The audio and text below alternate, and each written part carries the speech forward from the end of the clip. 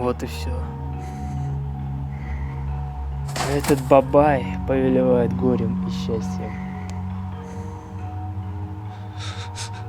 Он смешал горе и счастье, бросив мне в лицо. Ну-ну. Кто здесь? А, это ты, безбожник. Ты всю жизнь искал счастья. Никогда его не получишь. Милый мой, встань же скорее и пойдем к нашему сыну. Милая Жалма, таким сыном нужно гордиться. Мое счастье.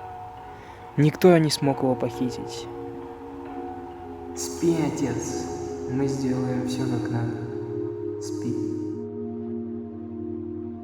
Но погоди, сынок. Я виноват перед тобой. Но теперь я все понял. Мы всегда будем вместе.